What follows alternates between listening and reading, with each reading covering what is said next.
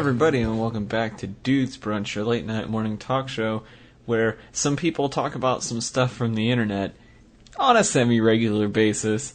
We haven't exactly been releasing regularly, but we're back this week for more brunch and more internet. With me, in his new bachelor pad / white-walled art gallery of a home, it's Tyler Reed. Tyler, did you eat anything today? Do you even have food? Do you even have furniture? Well, based on what you can see in my room, I currently have a floating pop mic, and that's it. You don't even know if I'm using the internet. I could just be in this magical sphere where I could magically talk to you through the internet. But to answer your question, yes, I did. My roommate left me some pizza because he went to the Bengals game. And I was like, well, I guess this is what I'm going to say on Dudes Brunch.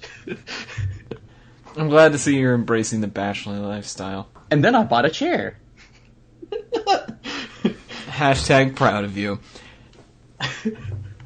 The only role model we have left. Sean, what did you have for brunch today?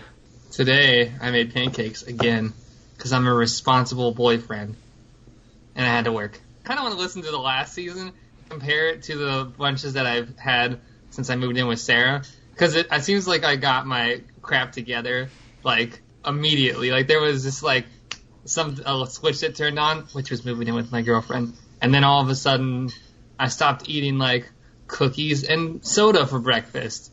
And started like making pancakes and having coffee and having some kind of balanced meal. Like, it's just look at the power that living with others can have. The role model we need, but not the one we deserve. Well, I'm your host Taylor, and for brunch this morning, I actually went out for brunch for the first time in a long time. Nice. Fuck y'all. I met up with a friend and got brunch. I had a rotisserie chicken and sweet potato egg scramble. It was very strange, but very delicious, and I don't really understand why those things were put into scrambled eggs. But whatever. It's because that's what someone didn't eat last night. Nice. I mean, I guess. I don't know. It was delicious. Which is why you should never go to brunch. Sean, I think we're have to ask you to leave. Yeah, I don't think you belong on this podcast anymore. No, we should have a topic about that where dudes fight Sean about why brunch sucks. The whole point of this podcast is that we eat brunch, Sean. The whole point of this podcast is people getting together and talking about semi things on the internet. I don't think you got the memo, Taylor. Anyway, as always, you can play along at home at dudesbrunch.wordpress.com/bingo. The first person tweeting a winning bingo board wins a prize. Also, if you would be interested in tweeting at us about the things that we say, you can do that at Dudes Brunch. Fight us on Twitter. Fight Sean on Twitter. SEvans8910. Alright, my topic is first this week, and I want to talk about a subreddit I found using our favorite thing on Reddit, the random subreddit button. Random subreddit button. What you do when you don't have a podcast topic. Not safe for work. Absolutely not safe for work. Or coffee shops. Right. Or anywhere where there are other people. The privacy of your own bedroom, please. Or if you like to fly on a regular basis. Or if you want to join any kind of public organization or ever run for office. That's right, kids. But anyway, I found /r/100 years ago, which is a project that one guy is putting together on his own, similar to a subreddit we talked about a while ago that Tyler brought up, where one guy skims the news for you every day. This guy is skimming the news from 100 years ago on whatever date it is, and he's using this as kind of like an internet documentary of World War I. So he started in 2014 with 1914, and the project is going to end in 2018 with 1918 in the year of the end of World War I. And so I sent this to the guys, and I guess for starters, I just want to know their initial impressions of this. What did you guys think of this project? I don't know how I feel about stuff like this. Maybe half and half. Because sometimes I think it's interesting, but other times I think I don't like it. And I feel like I don't like it because I'm not a huge nostalgia fan. I don't think nostalgia counts when it's 100 years ago, Sean. Yeah. I don't know. I don't feel like that, though. I feel like people live lots of fantasies, and having a 1910s fantasy of living in that kind of time period would be pretty nostalgic. To like being a history buff is a form of nostalgia. I guess. I don't know. I think that's kind of reductive to call it a form of nostalgia, but I'll allow it. It's your opinion and whatnot. And but so I mean, on. there is interesting stuff that happens on that. I'm not going to say like it's all bad. It's just fair enough. Yeah. I think I like it for the most part. Probably a little more than Sean. I think I'm a little less 50-50. I'm a little more like 60-40, maybe 70-30 on it. I think the most interesting stuff is going to be, like, I just flipped to a political cartoon. Like, that would be interesting to see, because I don't think those are probably as readily archived and available. The pictures are kind of cool. It almost feels like it could use a little more of a focus. Like, is it exclusively about war? Or, well, maybe not. Like, obviously, it's about World War I. I apologize. Maybe a little bit more, like, just based on maybe, like, propaganda stuff, or just photography, or just, like, cartoons, or, like, just news. I don't know. It feels like it's very scattered. I feel like maybe you probably can't find an image of everything or an article for everything for every day up until that point, maybe? I don't know. Maybe that's the problem. I think that was kind of my problem with it as well, is the lack of a focus. But at the same time, it's a subreddit. It's not like a dissertation. Sure. And so I kind of want it to be, just broad strokes, like, here's what was going on this day 100 years ago. But you can tell that there are certain days where, like, the only thing that happened was, some conflict somewhere in Europe, and there's not any, like, home front news of the US or of the UK or wherever. There was news on one of the days where, I can't remember who it was now, I'll put a link in the show notes, a famous naturalist who's written a number of books decries motion pictures, claiming that they're too easy and that they're a lazy man's use of the mind. And it's like they clipped the article, and it's like a fairly large article from the New York Times on that day. And that's the kind of stuff that I think is really interesting, of just like the weird cultural stuff. And there's not as much of that because so much of the coverage at the time is about the war. I don't know, I like the sentiment of the project, but I'm kind of with Tyler that I feel like it could use a little more focus, or a more defined mission statement. But on the whole, I think it's a really cool, like, amateur effort, I think also, to be fair, it's not like in, like, the 1900s there was, like, the media war machine that we have now, where it's, like, every single day is, like fucking warfare to get your attention for stuff. It's like, there's too much information now. There's too much stuff going on. So it's like, when someone does this in 100 years, 100 years from now, they're going to be like, I don't know what to choose. Everything's so bullshit and stupid. Well, that's assuming that everything we're producing now actually lasts 100 years, but we talked about that on a previous episode. Right. Did any of the links stand out to you guys, or any of the photographs in particular stand out? I'd mentioned the one about motion pictures, which was the one that kind of stood out to me. I do like political cartoons, so I was happy to see those. I didn't really understand them, though, because I'm not... Spoiler alert, Sean's not into history that much, but I don't know. I'm with Tyler. It's fun to see those archived, and I really don't know that much about World War One. So to be fair, most people in the comments are explaining them. See, that's the thing. I don't really read comments either. God, Sean, do you even use Reddit? I think you do. I think I'm a narcissist. That's basically what I just figured out. It's all about Sean. Did you read the comments? No, I don't care about what people have to say. I was curious what I was thinking. Tyler, what stood out to you?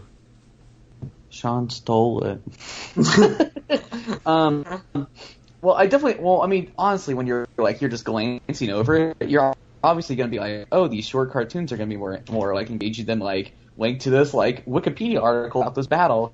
Like I'm really trying really hard to find, but like at least on the front page, like stuff that really stands out. I mean, it's like I like seeing the pictures. Like I obviously really like the tanks and stuff of the battles. It's weird because it's like it's so.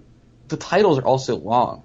Everything in the subreddit is like the date, and then like a full explanation of like everything that they're saying that inside this link that I'm about to click. And I'm like, I can't read this. We need to thin this out a bit. I think there's other things that I would have liked to see on this that I felt like weren't there that much. But I understand how they wouldn't necessarily get archived in the same way that like World War I would be like topical and ahead of the news at the time. Because like I think when you look at these things, a lot of times what you're seeing is like articles about what's going on in the war, or political cartoons, or maybe there's like an advertisement from a journal of record that's pretty established even today. But I would love to see something like maybe an advertisement for a Moxie soap or something. Or I feel like there's things that were kind of like missed, or like what's going on. Like maybe there's like a review of a play that's going on at some time or another. And I just feel like maybe that's not archived, or maybe that's just not what this person's interested in. But maybe that's why I feel like this is such comme ci comme ça, because it's the lens is very narrow. There seems to be like some like book he's also might be taking stuff out of, because you'll see clips from this book that's clearly not from the early 1900s. And for example, I found something interesting to talk about: the Red Baron's first kill. So that's fun, Red Baron, that very significant pilot.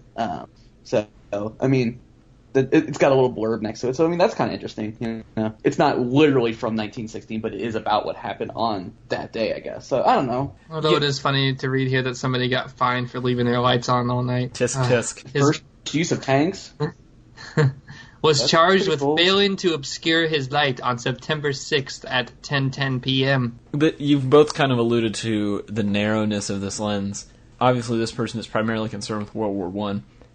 If you could document any, like, one topic as an amateur history project like this, what would you want to do? Would you focus on a person, or on a movement, or on, Sean mentioned advertising? Like, is there something that you feel like you could do this kind of long-term civilian amateur documentary on? I feel like it's something I haven't discovered yet. Like, it's something that I'm really going to be into eventually, but I just don't know what it is now. Is it the life and times of Billy Corgan? No, it was probably either that or great faux pas in political history. That would be fun. I think I would probably pick a specific person, but I would find some creative person or influential person from some point in history and probably just try and like recreate their daily goings on. I think it's really interesting to look at like the daily routines of interesting people, and so I would want to like document that. I don't know who it would be, but that's probably what I would go for. Andrew Lloyd Webber. That would be pretty cool, actually. Dude was extremely prolific. Oh, okay. So if I was going to do something like that, okay. I've decided. It would be Today in History, Nikola Tesla. Oh, nice. You would just try and like piece together Nikola Tesla's whole life and career? Well, I'm sure it'd be really depressing at one point or another, but yeah. Mm-hmm. He was the unsung 20th century scientific hero. 18th century, or 19th century maybe. I mean, don't get me wrong. Not shout outs to Einstein. You're the man, bro. But like Tesla. Do you think you could reasonably find enough information on Tesla to warrant that sort of adventure? I'm not sure. I'm not sure. That's the challenge. You got to pick somebody who like has enough information about them, or something rather. Tyler, what would you do? Hey everybody, if you're following along at home, let's see if you can guess what I'm about to say. All right, so I'd like to see. I think it's kind of already sort of been done, but there's been a prolific like YouTube, like board game YouTube channel that's been doing like top 10 games of every decade. So I think that would be sort of interesting with sort of tracking the evolution of different genres over time, especially when we actually kind of get farther out into the timeline, because really it's like 1 BC. Well, we're just throwing some rocks at each other. There's probably some checkers. Well, we made chess. Tyler's Way Back Game Podcast. Fun time. Yay! Hey, oh, that's right. Go was probably right after they started throwing rocks. And then and then we started really getting going around the 70s, and then it kind of exploded from there. So I think there would definitely be enough to talk about in that time, within that timeline. I would like to see Tyler does sports. Today in sports. And just have Tyler explain what happened today in sports. Based on his supreme layman's knowledge of sports. Tyler's That's what, just have Tyler explain something that's way out of his wheelhouse, like Tyler's maps. The history of geography with Tyler. My final question on this topic is, if you had to pick any time period other than exactly 100 years from whatever date, like if you had to do 20 years or 30 years or the 1970s or the 1950s or whatever, which one would you want to run a subreddit about? So, are we presupposing that we have enough information to... Yeah, presupposing that you have access to the information. Could I answer your question in a non-backward-looking way? Yeah, I think that's fine. Okay, so I would want to run one that can see into the future, 2 years, but only about pop culture. So almost like a trendsetter report of pop culture. No, not so much that. But it was like, you never really knew what was going to happen, so there was always some ambiguity, but you knew, like... broad strokes. You know, right, Drake was going to have a flop album. That's interesting. And he knew that he was going to have a flop album, but he still made the flop album. This is getting very time-traveling and strange, but I like it. Right, exactly. That's why I like it, too. I think I would want to do what happened exactly 30 days ago. Yeah, see, you both laugh. But I was listening to an episode of Hello Internet recently where they were talking about how much news isn't news 30 days later. And one of the examples they were citing was they discovered a planet that they thought might be, that's like in whatever the zone is. I think it's called like the habitable zone, that says like this planet could have liquid water and all the things we would need for life. And the day that it was discovered, everybody freaked out. And then 30 days later, when they finally got around to talking to it on the podcast, it wasn't in the news anymore. And they were saying, like, is this how it's going to be when we discover aliens? We'll all just freak out for a day and then be over it? And so I want to run an experiment that just runs the headlines from 30 days ago to see how many of them actually matter anymore. I don't think we're prepared for that. I don't think we're prepared for aliens. Oh, I don't think we're prepared for aliens either. But I think even things like, I don't know, iPhones not having headphone jacks. Like, still going to be news. 30 days, still going to be news? I don't know. Technically, it still has a headphone jack. You just have to jack that jack into another jack. That's true. That's true. Yeah. But that's another topic that I could rail on for hours, so let's let that one go. Hashtag courage. Well, we should all have to flip the iPhone on its belly and stab it with the charger this time, so moving on up. Tyler, what would you do? I don't know. Maybe I would want to go, like, is it too early to go back to the 90s? Because I feel like I almost want to, like, because I was literally born at the start of the 90s, so that doesn't mean I have any context of, like, what any of that stuff means. Like, before I was born or like, right before I was born. So it's like, I don't know. I'm kind of interested to see, like, I guess it's pretty well documented, isn't it, at this point? Yeah, you'd have a lot of stuff to, like, curate through, but I think you could do it. Well, I'm interested to see what the listeners have to say.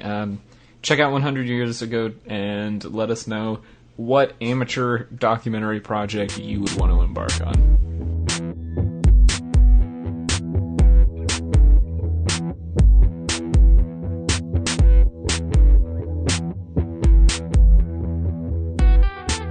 Our next topic comes from Sean Evans, who just ate a slice of pizza. Oh, hey everybody. Okay, so this week I want to talk about my favorite short documentary. Get ready, because the title is very cryptic. Andy Warhol eating a hamburger. Oh, man. So a summary of this video that you can find on YouTube is Andy Warhol eating a hamburger. And I wasn't joking about this being one of my favorite documentaries, because I think it kind of sums up Andy Warhol really nice. He eats a Whopper in it, but it's kind of like a screen test. And he opens up this Whopper and he eats the Whopper and uses Heinz ketchup and he kind of puts it back in the bag and throws it away at the end. But so it seems very weird that this would be something that I would have you watch. But what I really like about this video, about this documentary, is that it really speaks to me in terms of symbolism of food, which I talk about here all the time, and art, which I like to talk about all the time. I first wanted to ask what you guys thought about this little documentary. Did you find it strange? Did you like it? Did you hate it? Well, seeing as I went through art school, Nothing freaks me out anymore. I'm like, yeah, he's eating the burger. I get it. Social commentary, whatever. Who gives a shit? What did it say to you? I don't think it necessarily says anything in particular to me. I think it's more of just sort of observing something mundane and then giving it significance through the medium of film. So All right, Taylor, go for Also, he's eating a Whopper, so he's clearly a fuck boy. So Andy Warhol, fuck boy. why wasn't he eating a Big Mac? Did Big Macs not exist then? They did. He chose to eat a Whopper. Well, I think that's more important than the video itself. Why did he choose the Whopper? I'm assuming it was probably just the closest hamburger to his studio, would be my bet. Because it's not really about which hamburger it is, in my mind. When I was a younger, more film-focused undergrad, I guess we'll say, I was really interested in Andy Warhol, and specifically his whole concept of anti-film. And Hamburger is usually considered like one of the last anti-films that he did. Some of the more like influential, I guess, or generally regarded as like more important ones would be Sleep or Empire, Right. Which are hours long as opposed to this being like 4.5 minutes long. And his whole concept at the time was creating films of things that normal people would not consider subjects of film. So in Empire, it's just a stationary shot of the Empire State Building for 8 hours. Literally 8 hours long, like it progresses in real time. There's no time-lapse or anything. And so Hamburger feels like kind of this like capstone on the anti-film period for Andy Warhol for me. And I kind of love it for that reason. It's like, if you are just trying to explain what Andy Warhol was doing in film to someone, just show them Hamburger and like they'll totally get it. I think it's a great distillation of like who he is as an artist. And also, I just love the like deadpan delivery of his voice at the end where he says, "My name is Andy Warhol, and I just ate a hamburger." You sure did, buddy. See, I actually really like this video, and I like this. See, I call it a documentary because I think I totally agree with the anti-film thing. But I feel like later on, like having read so much about Andy Warhol, he talks a lot about, and I mean, let's not lie. If you've seen any of Andy Warhol's work, you know that he's really into like iconography and like, you know, using icons and symbols to, you know, create emotions and feelings and stuff. And I think when he eats his burger, and he writes later about McDonald's burgers, that like you can get it anywhere in the world. And I think he writes that like America's the most beautiful place because there's the most McDonald's there. I don't know if it's supposed to be like, it was supposed to be commentary about the fact that, you know, America eats garbage all the time, or you can, I don't know, you can kind of interpret whatever way you want it. I don't interpret it that way. I interpret it as he believed that being a commercial artist was the most successful artist. That like being able to sell 1 billion burgers, he was probably very impressed by that, I want to imagine.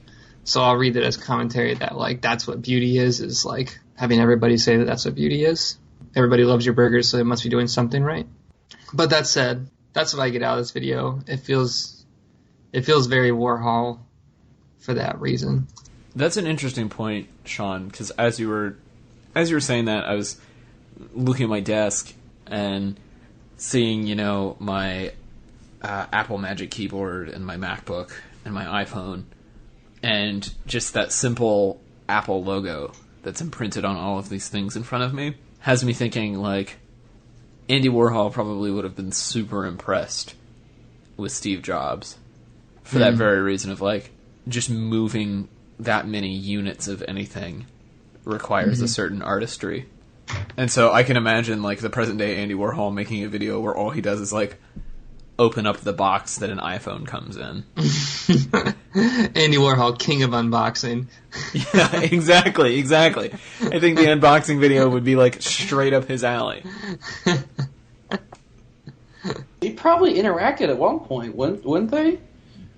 I mean, they obviously lived during the same time period. Well, I mean, Andy Yes, Warhol but died Andy- in 1987. And So before, like, the real significance of Apple that we know today. Well, Is hang that what on. Let me you do mean? some fact-checking real quick, because it's important that we don't get this wrong. Oh, wait, no. I already knew this. So he died in 1987, right? Mm-hmm. Yeah. So Andy Warhol, as Tyler pointed out, died in 1987. There's actually a famous video of him that I forgot about until just now, using a Macintosh as a tool, for creating art. So he was aware of Jobs and the Macintosh and what Apple was doing at the time.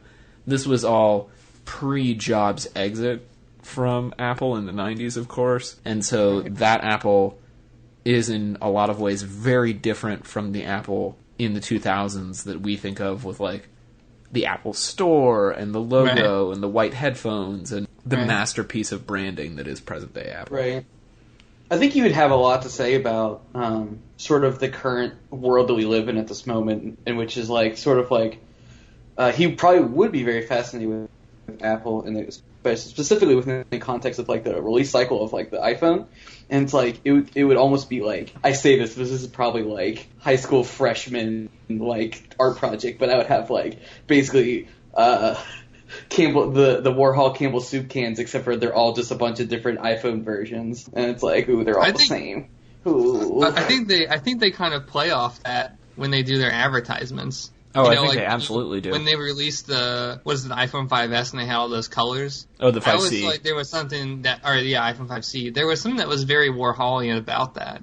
That, like, when you saw them, they were all lined up next to each other and they were all these different colors. And then, like, the way they present that is very, like, look what we can do. It harkens back, I think, a little bit to modern art. Well, and I think you're seeing that a lot right now in advertising as well. I don't know if Tyler's seen this, but I'm sure you have, Sean. The Snapchat billboards. Oh, yeah. Yeah, so for those who aren't familiar, they're mostly in, like, larger metro areas. Snapchat has started buying up billboards that just are bright yellow and have the ghost on them, and that's it. It looks so weird. Yeah, it doesn't say anything. It's just the app icon on a giant yellow billboard. But everybody knows. I think, like, people... I don't know. For the first time I saw it, I was like, is that supposed to be a sports car or something? Like, it's just like a new Ferrari or something like that? That's like the Ghost or something? I don't know. But then you realize that it's Snapchat, but yeah, I think it's a very Warholian thing, and we're kind of moving away from his films right now, but I think you bring up a good point that we can't remove the iconography. Like, when you watch this film, the logos are all facing out. I noticed that when I rewatched it today. Like, the Heinz Ketchup logo, he always has it facing out, and the bag with the Burger King logo is always facing the camera. Right. Well, you even see a little bit of the Heinz logo, but you don't even just see the logo. Just look at the bottle. Right, you know. Right. But, interesting that you said that we're kind of moving away from the film a little bit, because I didn't actually want to talk about the film very much. I wanted to talk about the burger. So my next question is, when was the last time you guys had a fast food burger? Oh my god. Oh man, I got a story for you. So, down here in the South, there is this place called Cookout. Are you guys familiar with Cookout? No, Greg told me about this. Oh. That they have some in Virginia. But I had no. He's like, you gotta go, dude. They have, like, everything at this place called Cookout.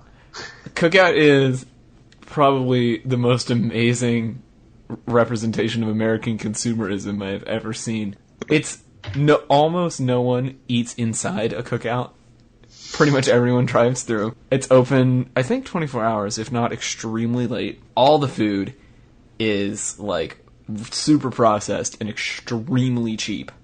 Like, $2 hamburgers cheap. And you can get a quesadilla as a side, if that tells you anything about the extensiveness of their menu. But the key to Cookout is the shakes. For whatever reason, even though all of the other food is totally processed and terrible for you, all of the shakes are made with real fruit and real flavorings, and they're all only $2.75. I don't understand why they make such good and authentic milkshakes, but they do, and they are always $2.75. I remember Greg telling me about Cookout. He was like, yeah, dude, there's a Cookout. He's like, yeah, we gotta go. You can get, like, so much food. And then he started listing off, like, what he got when he went there. And it was, like, a couple burgers, like a chicken sandwich, a quesadilla, like, a fries, and a milkshake. And it was, like, $12. And I was thinking, like, how did you manage that? And he's like, dude, you can get anything there. And he's like, and they make all the special combos that they don't put on the menu. It's where the American dream goes to survive. The American dream's not dead. It's just at Cookout getting lunch. if the American dream had to have a manger to be born in, It would be a cookout. Tyler, do you remember the last time you had a fast food burger? I've had a Wendy's burger pretty recently just because I was moving, and so I was kind of like, well, I don't have any food, so I should probably eat a burger. But I think the more interesting story was, I was preparing for an interview, or I had an interview that day, and so I went and got McDonald's breakfast, and I got 2 McGriddles because I was just like, fuck it, I just need something that's not good for me, just to chill me the fuck out for a second. I want something cheap and terrible for me. Just give this to me. I need it. So that was like the most autonomous reaction I had. I was just like, I had to go grab some hair gel because my life is over. And I was like, look, there's McDonald's across the street. I'm going. So I actually had a McDonald's burger today. One of my coworkers doesn't believe that I don't eat healthy food. And I told her, I was like, if you go get me a burger, I'll eat it. So she went and got me a McDonald's McDouble. And then she's like, you're not going to eat it. It's been sitting in that bag for like 4 hours. And I was like, no, I'm going to go eat that thing. And I was on my break. I invited her back. And I was like, yeah, I'll just show you. She's like, you're going to spit it out. I'm like, no, I'm going to eat this whole thing. And I ate the burger. And she was like, think you would ever eat this? And I was like, well, I mean, I do. I seek them out every once in a while. Because when I eat a McDonald's burger, I don't eat a McDonald's burger because I want to taste a burger. I eat a McDonald's burger because I want to taste a McDonald's burger. And also I feel that, like, ever since I watched Hamburger, I've always been fascinated with the idea that, like, there's somebody out there at that exact same moment that's eating that exact same burger that tastes the exact same way. And I think there's something that's, like, really powerful about that. I mean, if it's not good for you, maybe that's okay. You know, like, it almost has this kind of, like, smoker vibe to it a little bit. Like, smokers go around other smokers, you know, and you talk to other smokers because they smoke, and you're all in the same place, and you're doing the same thing. And there's something that's kind of cool about that you're eating a burger, or maybe you go to a coffee shop or Starbucks or something, and you're all there drinking coffee and doing the same thing at once. Something that's, like, kind of connected but distant at the same time that I kind of like. See, I feel the same way about Big Macs. Every once in a while, like probably 2 or 3 times a year, I need specifically a Big Mac. And I don't really know why. Like, it's not even my favorite fast food burger. There's just something so, like, perfect about the Big Mac as an American experience. Right. The only other, like, thing that I have, really, is the iPhone launch. I watch the iPhone live stream every year, and I usually live tweet it with friend of the show, Emily Bamforth. And it's become this thing that we do, and it's, like, the one time of the year that I know that I can interact with, like, certain friends, as well as certain, like, podcasters that I'm, like, acquainted with through this show, and just, like, the whole Apple community. We all kind of come together as this, like, big, snarky mess on Twitter for, like, 3 hours and just watch the Apple event together. I think you're right. There's something interesting about, like, the communal experience, even when it is, like, this consumerist thing, you know? And Tyler, do you have anything that you do? Eat or drink something repetitively, consistently, or not so much that you do because you really enjoy it, or maybe you don't enjoy it because you like there's something about it that's kind of like it transcends consuming it for nutrition or doing it for pleasure or something. I mean, I'm pretty consistent about drinking coffee. I mean, going out for coffee at least. I think that's pretty excessive considering how cheap it is just to make it yourself. I recently had to cut back on my budget of going out to going out to drink coffee. When I started keeping track of my budget, I was like, oh, I spent $100 on coffee this month. I probably shouldn't do that anymore. So, what does that equate to? Like 50 cups, 40 cups of coffee? It's about a coffee every day. Tyler goes out to coffee more than anyone I know, and he's not even taking meetings. He's not like meeting people for coffee. He's just getting coffee. If you want to meet up for coffee, we can do that too. Dude, hit him up on Twitter at TDR Design. Buy him a cup of coffee, and he'll love you forever. If you like put away that $100 a month, you can get yourself like a super nice coffee machine to have at your house. That'd be all like you need to do is spend like a little bit, like maybe $60, $70, and I can get like a process that basically makes it the exact way I like it anyway. So I don't know why I don't just do it. It's because of that communal experience of like going to the coffee shop, waiting in line, and being around other people drinking coffee.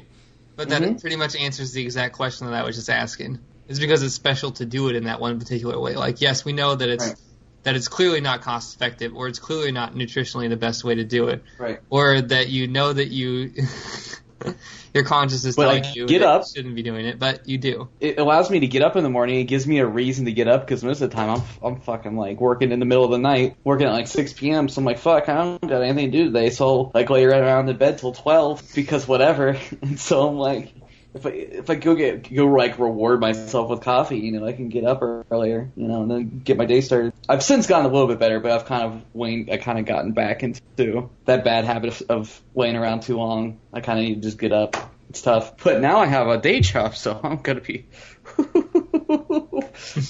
Drinking that nasty break room coffee. Oh, no, What? please. What? I'm no plebeian. Come on, Taylor. I'm gonna drink drip coffee, please.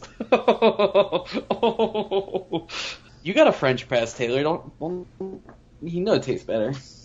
I do know it tastes better. What do you think for the other two? What do you think would be interesting to watch them screen test? Like, just do straight into a camera? Yeah, for 4.5 minutes. I haven't thought about this either, so just for the record, I have to come up with a good answer too. I would like to see Tyler drink a glass of scotch neat. I know what that is now because I work at a bar. Have you ever had scotch, I'd like Tyler? that. I don't particularly remember any brands of scotch, so probably not. I just want to watch you drink scotch straight into camera. And Sean... Well, I mean, hold on. Listen, Taylor. Don't fucking talk to me about drinking liquor neat, okay? Back in my heyday, I used to sip on straight vodka for a while. That was. It's a totally different thing. Vodka doesn't taste like anything. What a bitch! Shots fired. That's right. My coworker's been giving me dingers of something. I don't know what it's been. It's just the sour without the whiskey. No, it's. I mean, I think it is whiskey. Well, no, I'm working on it. He's training me. He's getting me good. You guys are haters. Fuck you. What would you like to see me do? Eat a dick. Fuck you. No, Taylor didn't finish up his thing. I want to see Sean... Put together IKEA furniture. No. I trust his ability to do that. You know, I feel like this is a cheat answer because I've seen him do this. Like, I used to watch him do this every day. But I just want to see Sean drive home from work. I miss the days of Sean's car vlog. That's a good answer. Sean, for those who don't know, back when Periscope first launched, Sean used to live stream his drive home from work every day. And I would watch it almost every single day. I don't really know why. Because he didn't really do anything. He mostly just listened to NPR. Yeah. It sure did fuel his narcissism. I would watch Sean car vlog again. Why not? You know, Sean, I don't know what happened, but for some reason, somewhere down the line, you really fucked up like your priorities where you're like, I only care about myself, but boy, do I not want the government or anyone else to have my information about anything. Listen, if you listen to the, what was it? I don't know whatever episode it was, when I admitted that my life is full of contradictions, that I want to push you away, but deep inside I need you to know that I really, need you or something. I don't remember the exact words. But, these are brave words for Sean to say with his girlfriend only 6 inches and a pair of Apple earpods away from him. Oh, she knows. When she heard it, she started busting out laughing because she was like, it's so true. I want to watch Tyler put on chapstick, but just one layer. And make him sit there real quietly for the other 4 minutes that it takes him to put it on. You just have to sit there and not do anything? Right, just for 4 minutes. Tyler just sitting there looking around at anything. After he puts on chapstick, so I'm sure his lips will be all sticky and he'll just do something really weird. They're like... I don't know why that's what you want me to do, but... Oh my god. And Taylor, I don't want you to get a haircut. You're probably pretty interesting when you get a haircut. Because I know you do it on a pretty regular basis, so that'd be interesting. You want to know the God's honest truth? I sit there almost as stone-faced as humanly possible. And that would be interesting, but it's watching somebody else cut your hair, though. I guess. Because it would be like the subtle movements, like your eyebrow kind of going up, or something like that. Fair enough. Taylor, I really want to see you in, like getting your teeth cleaned. I think... I really want to see you have dental surgery performed on your mouth. Sean, I want you to have some like minor organ transplant or something. Tyler, these are fucking dark, man. What kind of minor organ do you have in your body? Like a spleen or something. Yeah, something you don't need. Is that your actual answer, Tyler? That's your actual answer. No, not at all. So you're like a freak. Let's see. You have to start the Googler to go find out what people do. You call me a narcissist, and he has to find out, like, Google, what do other people do? That would be a good thing to Google, though, wouldn't it? Or either, I don't know which one would be better, but I feel like one of you doesn't know how to shuffle a deck of cards, and I feel like I want to see that. Because that's something that's like... If you don't know how to shuffle a deck of cards, it's fucking hilarious, because it's like a 6-month, like, struggle. That would be me. Actually, that would be me, too. If you're talking about bridge shuffling, I can't do it. Yeah. I'm physically I can't do that incapable either. of doing it. You just want to watch us both fail to shuffle cards? This is me shuffling cards. Like, trying to, like, lightly tap a pack of cigarettes. And then let's just say the other one is, I want to see someone type a cover letter for a job opportunity. I'll take the deck of cards. Sean, you can type a cover letter. The mental fortitude is too strong. You're like, oh god. Oh, you know what I'd like to see somebody see? Just anybody eat food that's too hot. I feel like that's generally hilarious. And just like someone who's really hungry eat something that's a little bit too hot. Even better, fill out an application with like a physical application that you're clearly unqualified for. I've got you both beat. I want to watch somebody try to pay attention to a TV, an office waiting room. Like, you know, it's like some show that Steve Harvey is hosting and the sound's off and the subtitles are on and you're like trying to watch it because you don't want to listen to whatever the person next to you is talking about. That's what I want to watch for 4.5 minutes.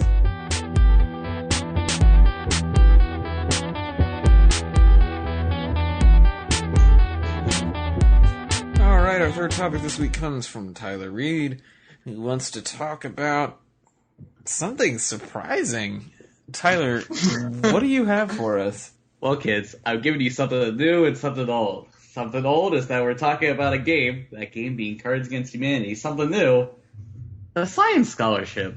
Recently, the people behind Cards Against Humanity opened up this scholarship called the Science Ambassador Scholarship. That's a full tuition scholarship for women seeking an undergrad degree in science, engineering, or math funded by Cards Against Humanity. And so they're funding this by Cards Against Humanity Science Pack. So it's a science-themed card pack. And they've raised $977,935 so far. So the winner of the science scholarship will receive full tuition coverage for up to 4 years. So that's like a shit ton of money. That's like more money than you'll know what to do with for 4 years of college. So, I think just to get it out of the way, I kind of want to just talk about how you guys feel about Cards Against Humanity as a game and as sort of like as their personality on the internet as their... I love Cards Against Humanity. I think it's a mediocre game, but a masterpiece of branding. And they've done a really good job of expanding the game in interesting ways and always doing it in such a way that you never really know what they're going to do next. Whether it's sending you a literal box of shit or creating a scholarship. You honestly don't know, and I really like that about them. I would love to see an interview with the guys who actually run the thing. I've heard that they're really interesting, but I don't know a whole lot about them. I don't know much about their social media presence, but I do like the game. It's awkward at moments when you play it with somebody that's like your parent, for example, and you have to like explain to them what something is, but... Bukkake. Yeah, been there. I just said Not fun. that was a kind of mushroom. As someone that works in the board game industry, I guess I can say that now. As a game, not a fan, but I think definitely as a company, I think I really like what they're doing. Mostly to what the effect of what Taylor said is that they have all sorts of interesting things that they do. They treat their employees really well. Like I think for like a Christmas, they were like, just donate us money. You don't get anything. And then they just gave all the money to the employees, and then they listed off like basically what everyone spent their money on. It was like a whole bunch of fucking crazy shit.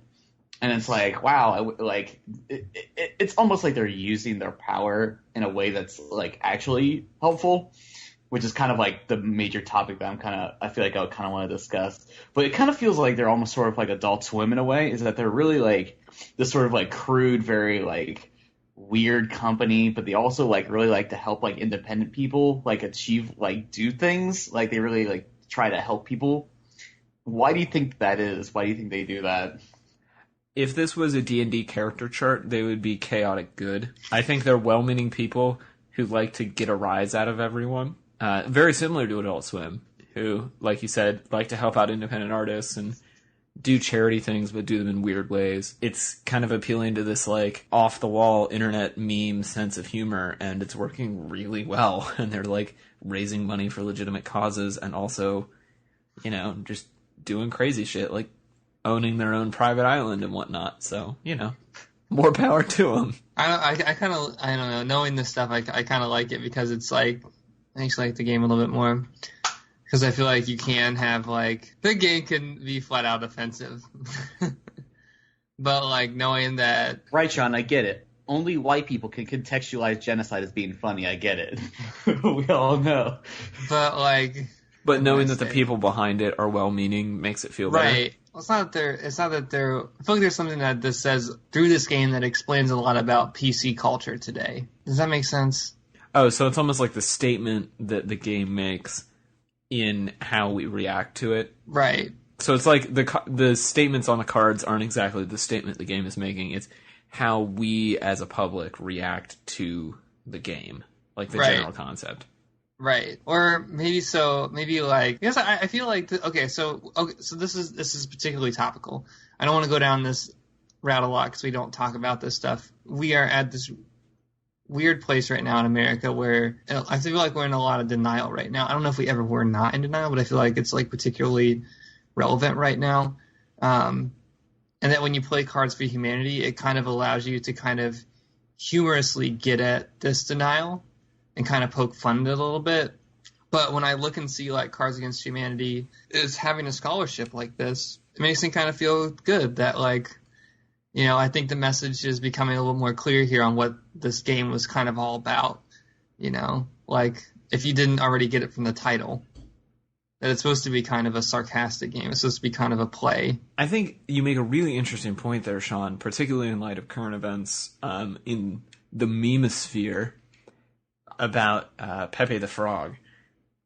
I'm sure listeners of this show are probably aware by this point of Pepe the Frog, and probably aware of the podcast we reference on here all the time, Reply All, and their segment Yes, Yes, No. But they did a Yes, Yes, No about Pepe recently, and the politicization of the Pepe meme and how it's been adopted by white nationalists, and kind of how 4chan and its culture is reacting to that issue. Cards Against Humanity feels very similar to 4chan in a way. Of like, it's this kind of amorphous, kind of anonymous, like, offensive thing. The difference is that 4chan is all about, like, exclusion and, you know, we want to keep the normies out, we want to be our little pocket of the internet that's super weird. And Cards Against Humanity is kind of like welcoming the normal people in, and saying, like, we're going to present you with this subversive message. And one of the byproducts of that is that we get to do really interesting and really creative and in some ways really good things, like providing scholarships. Cards Against Humanity is like the weird positive spin-off of, like, the 4chan culture. Mm-hmm. Does that make sense? Well, if you think about it, Cards Against Humanity was made in 2011. That's 5 years. We've been with Cards Against Humanity for 5 years, and it's still like this sensation. Now, I think by and large, most people have either moved on, you know, they've accepted, you know, kind of for what it is. I mean, I feel like by and large, I don't know. There's probably a lot of different groups of people that have different reactions to it, but I think that, or do you think that Cards Against Humanity has been a positive effect in sort of like creating open conversations about these things? Do you think that, it probably wasn't exactly their intent, but maybe because I feel like there's probably a cycle of people that probably played Cards Against Humanity when it came out, and then 5 years later they were probably, probably like, I played that game, I don't know if I'm comfortable with it anymore. Right. I don't know if I don't find that humor funny anymore. I'm kind of over it. It might not be just because, you've gotten tired of seeing the same cards, but maybe also because you're like, you've kind of learned about those topics and you've kind of like, finally understood them maybe a little more. Cause a lot of them are like sexuality based, like lots of them are based on that. And it's kind of like, probably through that game, people probably discover a lot of things and they kind of learn about themselves. I don't know. I don't feel like that's a good excuse for like, I don't know. It's no, I can definitely see it as a possibility. Yeah, I think there's this other component to it too. Of you mentioned like people learning about things through Cards Against Humanity. I remember when the game first came out, there were a number of cards that a lot of like people I knew had to Google or had to like look up because they were either dated references or they were references that were kind of outside of their cultural bubble. And I think it's been really powerful in a way of like expanding people's horizons in terms of like what culture they're consuming. And granted, it editorializes that culture a lot. If you didn't know who Glenn Beck was before you played Cards Against Humanity, you have a very narrow understanding of who Glenn Beck is after playing that game. But you know who he is now. And I think that's in some ways powerful. I think it's really admirable, though, of Cards Against Humanity as a company to come forward and say, we want more women in STEM fields and we're willing to like put our money behind that as a goal. Right, for sure. And that's that's the thing that a lot of companies are doing right now. Like, we can't say, Cards Against Humanity, you're so innovative for doing this, because Google and Apple and tons of other huge companies are doing this right now. But they're the only the only company in their space that is doing this, and it really has nothing to do with them. Like, they're not training future Cards Against Humanity employees by doing this. They have nothing to do with the technology sector. They make paper cards. I just think it's like an admirable thing of them to do. And so, yeah, like, why not? And it feels like really agile sort of marketing, because it's like, it's you're right, it has nothing to do with them at all.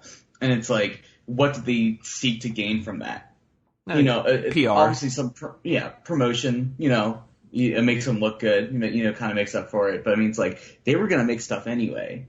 Mm-hmm. And so it's like, do you feel like this is almost like repentance for like the filth they've spewed into our world? I don't wonder. I wonder if it's not so much that, or if it's like as a model to incentivize their employees. How do you mean? Like, they give you the deck, and there are a little bit of rules, but for the most part, you can kind of lay down whatever you want to do. Whatever answers you think is going to make you win. And the same way that they kind of dole out money to their employees, like, use this money however you want to use it. Yeah, it's a very almost like anarchist or libertarian, like, we just provide the tools, you do whatever you want with them type of philosophy. I don't know, and it makes me kind of like, well, we're going to put out this new pack, and it didn't seem like there was much of like, I think of course there was probably something that was like, okay, well, we need to, of course, recoup the cost of making the cards. And like paying our employees who worked on the cards. But like, what are we going to do with the rest of this money? What do you guys think we should do? And the card that was the best answer was give out a scholarship to a young woman who wants to study STEM. It says 0% of proceeds donated to the Make-A-Wish Foundation. I don't know what that means. It means Make-A-Wish has a fairly checkered history, and they're making a statement. That's kind of what it makes me think of. It's kind of like, they have this game model, but they also use that same game model with their employees. Like, here you go. What do you think we should do? What's the best answer here? And you kind of listen to that feedback a little bit more. Maybe that's the end goal of this game, is like, okay, so it is cringe humor. But at the same time, like, maybe the meta of all of this is that when we ask questions, we listen to all of the answers. Maybe we ask questions. Maybe that's the whole point. Maybe we haven't even got to the part where, like, well, we ask the question and then we just take the answer from whoever we like the best. It's like, maybe we just ask questions. Well, I think there's an argument to be had there about subjective truth and some other deeper issues, but I agree. I think the unifying aspect of everything that Cards Against Humanity does is it forces you to ask questions. Mm-hmm. Mm-hmm. And there aren't a lot of people doing that right now, and so it is kind of admirable that they, as a board game company, have chosen to do it.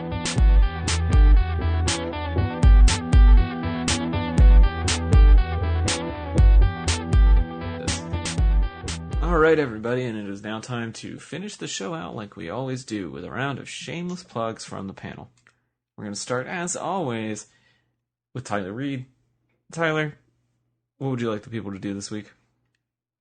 Hey everybody, you can find my design and illustration work at tylerdreed.com. You can follow me on the socials as TDR Design on Instagram and Twitter, and you can also follow me at the RoccoTR. That's the social media page I manage for the board game cafe I work at. Can you call it a cafe if it's open late at night and it serves alcohol?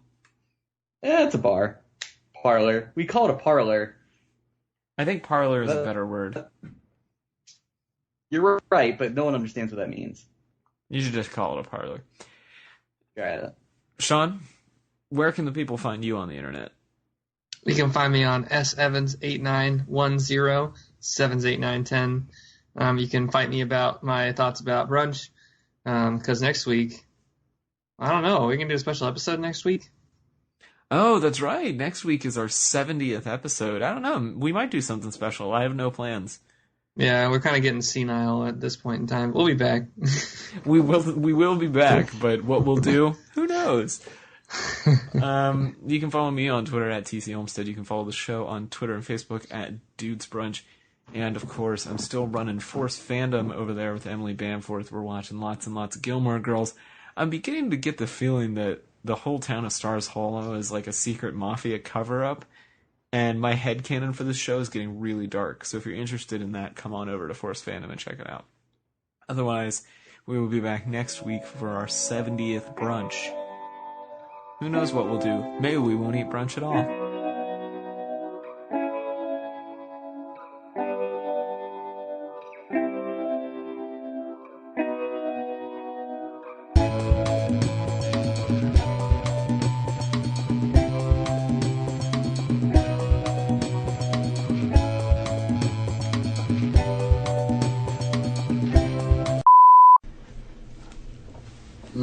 Baby.